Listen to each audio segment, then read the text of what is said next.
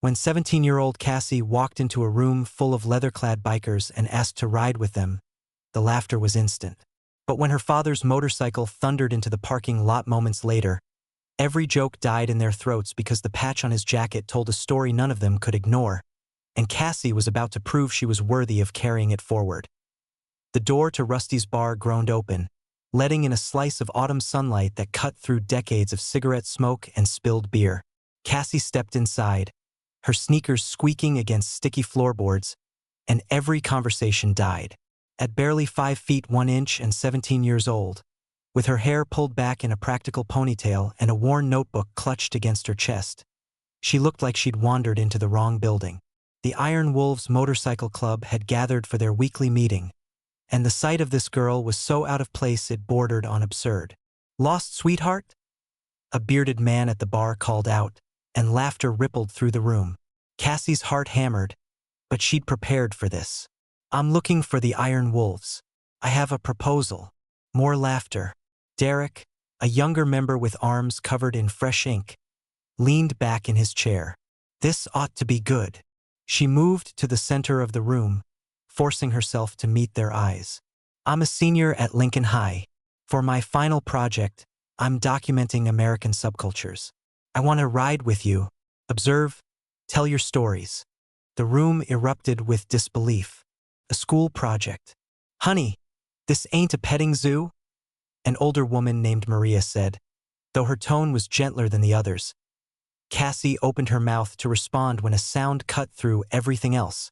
The deep, unmistakable rumble of a Harley-Davidson approaching. Not just any bike. The laughter stopped. Graham walked in, and the air itself seemed to rearrange around him. He was 58 with silver threading through his beard and eyes that had seen things most people couldn't imagine. The leather cut he wore was faded, patches stitched with care. On his back, the Iron Wolf's emblem sat above a smaller patch. Founding member, 1971. He looked at Cassie, then at the room. "Dad?" Cassie said quietly. The word landed like a grenade. "Hank?" The oldest member present let out a long breath. "Well, hell." Derek's smirk vanished. Maria straightened. The dynamic had shifted completely. "You didn't laugh at a founding member's daughter." Graham moved to stand beside Cassie. "You want to tell them, or should I?" he asked her. Cassie swallowed hard. "My project isn't just about motorcycles or leather jackets. It's about what happens when soldiers come home and the world doesn't make sense anymore. It's about the men who gave my father a reason to keep breathing when the VA couldn't. It's about the brotherhood that saved his life." The room went still. Graham's voice was rough. 71. "I came back from Saigon with more ghosts than memories. Couldn't sleep. Couldn't work. Couldn't figure out how to be human again." He paused. "These men taught me, gave me purpose, a family when I couldn't recognize my own." Hank stood slowly. "The girl wants to understand. Maybe that's not the worst thing. It's club business," Derek argued. "We don't need some kid writing about us for extra credit." "It's not extra credit," Cassie said, finding her voice again. "It's everything. My dad never talks about the war. Never talks about how he survived it, but I've heard the bikes on Sunday mornings. I've seen how he changes when he comes back from rides. I want to understand the thing that gave me back my father." Maria's expression softened. Others nodded slowly. Even Derek couldn't find a quick comeback. Graham looked at his daughter with something like pride mixed with concern. "It won't be easy. Long rides, early mornings. We don't slow down for anyone. I know. And you'll earn your place. Being my daughter gets you in the door. Everything after that is on you. I understand." Hank raised his beer. "Then I say we give her a shot. Anyone objects?" The silence was answer enough. The first ride nearly broke her. Reality was cramping legs, a sore back, and the constant anxiety of keeping up with riders who'd been doing this for decades.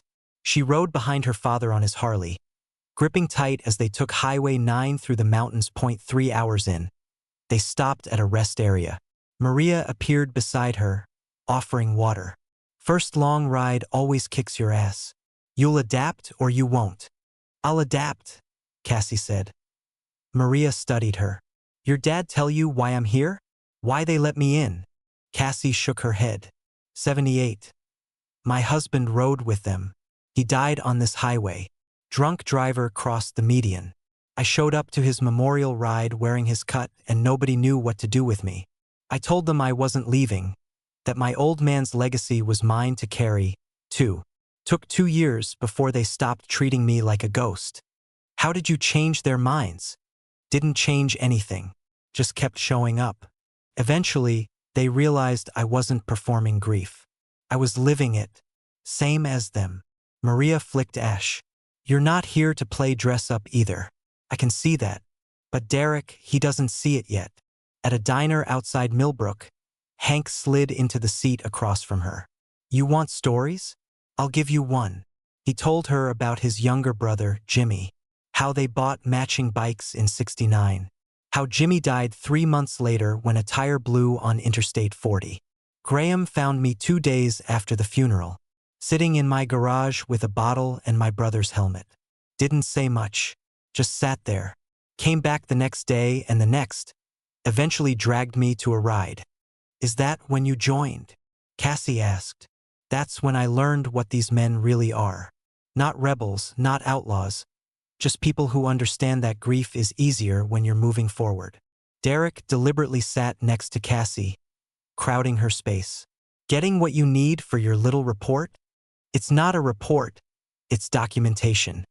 You know what happens when outsiders write about us? They get it wrong. Make us look like criminals or clowns.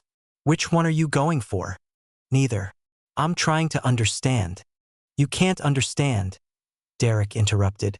You're a tourist. You'll finish your project, get your grade, and forget we exist.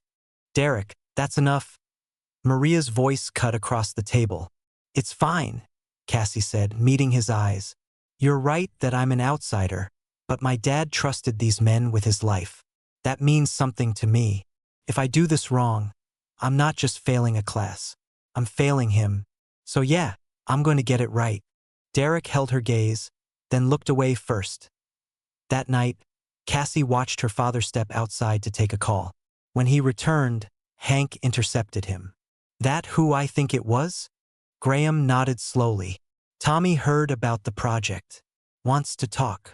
The name rippled through those close enough to hear. Tommy. Even Cassie recognized it. A name mentioned rarely, always followed by silence. After 15 years. Maria's voice was careful. Why now? Said he's been following the club's social media. Saw Cassie's been riding with us.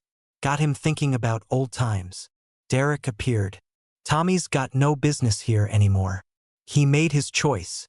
We all made choices, Graham said tiredly.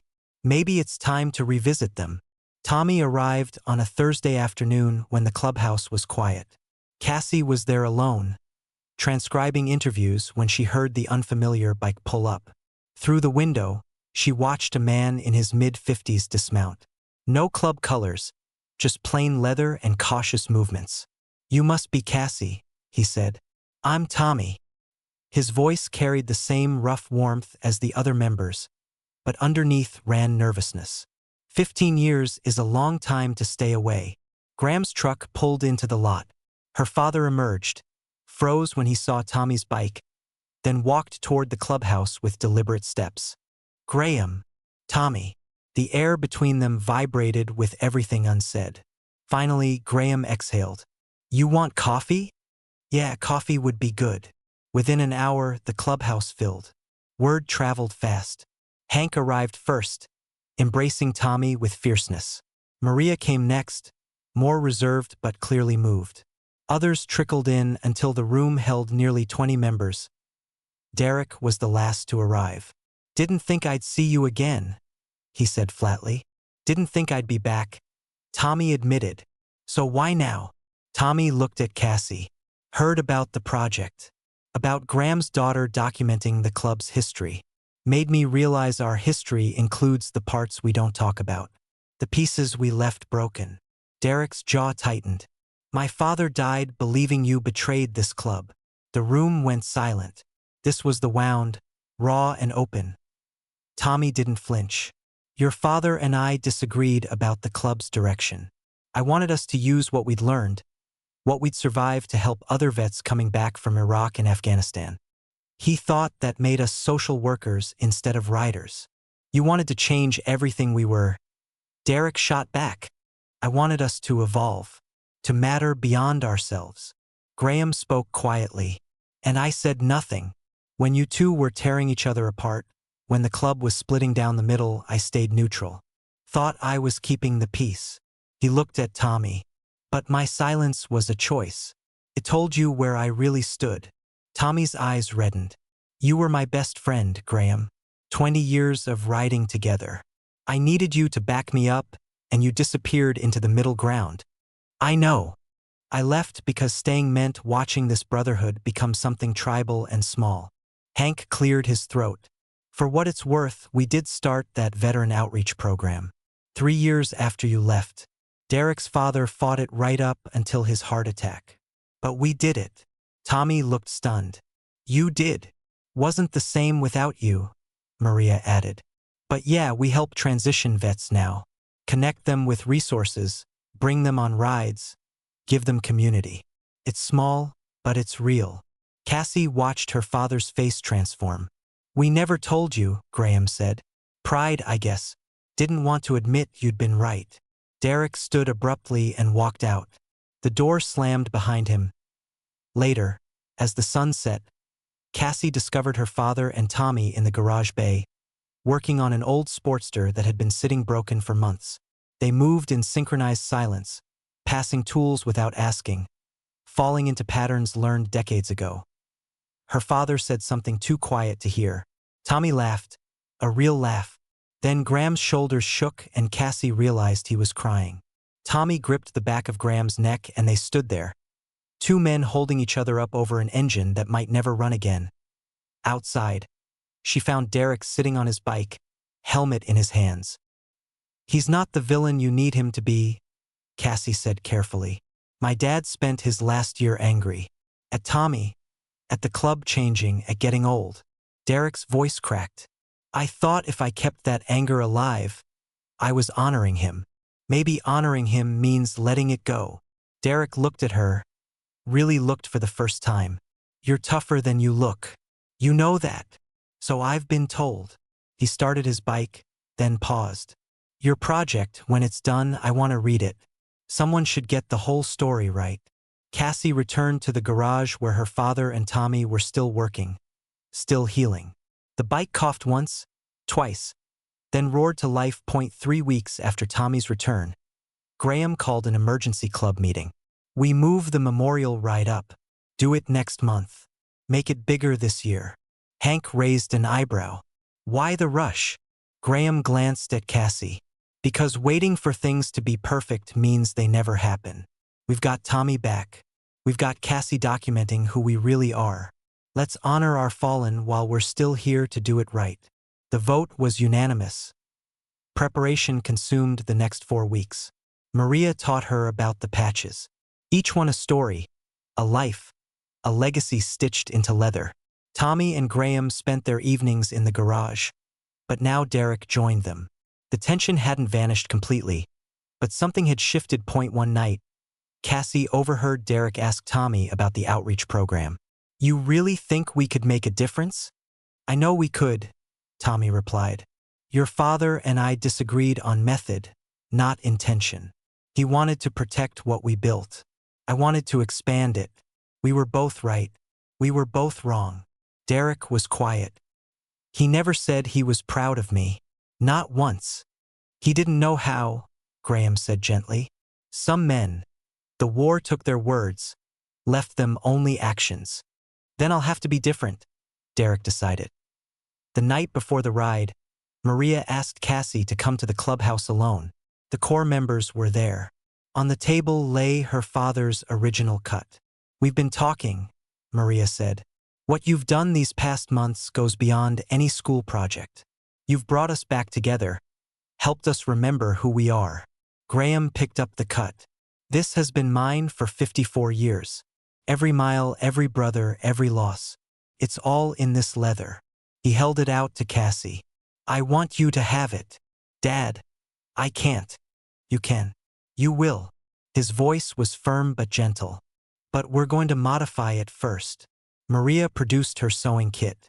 With practiced hands, she began stitching beneath Graham's name, adding new thread that spelled out Cassie's name. Legacy isn't about the past staying frozen, Tommy said. It's about being carried forward by someone worthy. When Maria finished, she held up the cut. 2 names, 2 generations, 1 unbroken line. The memorial ride began at dawn. 73 motorcycles gathered at the clubhouse, the largest turnout in Iron Wolf's history. Cassie wore her father's cut, now their cut, with a pride that felt both enormous and humble. She rode beside Graham at the front with Tommy on his other side at the cemetery. They gathered around a memorial stone. Hank spoke first, then Maria, then others who needed to say names aloud. When they finished, Graham nodded to Cassie. She stepped forward, her notebook open to pages worn from constant revision. I came to the Iron Wolves to study a subculture, she began. But what I found was a family built from broken pieces. Men and women who learned that the opposite of war isn't peace, it's connection. She read excerpts from her interviews. Then she read something new written the night before. Tommy left because he believed in growth. Derek's father stayed because he believed in preservation. They were both trying to protect the same sacred thing. What I've learned is that legacy isn't choosing between past and future. It's stitching them together with steady hands and refusing to let the thread break. Tommy and Derek stood side by side. When Cassie finished, they clasped hands briefly. Not a resolution, but a beginning. At the clubhouse, Derek approached Cassie. You coming back this summer? We could use help with the outreach program. Someone who knows how to tell stories, right? Cassie looked at her father, who smiled. Your choice, kiddo. She touched the patch on her back. Yeah, I'll be back. That night, Cassie opened her project file. 20,000 words documenting the Iron Wolves, but also documenting herself. She titled it simply, Brotherhood, a Legacy in Motion. Outside, she heard her father's Harley start up, joined moments later by another engine. Through the window, she saw Tommy pull up beside him. They exchanged nods, then rode off together into the evening. 2 old friends reclaiming miles they'd lost. Cassie saved her work and smiled. Some journeys never really end. They just keep moving forward, carrying everyone brave enough to hold on.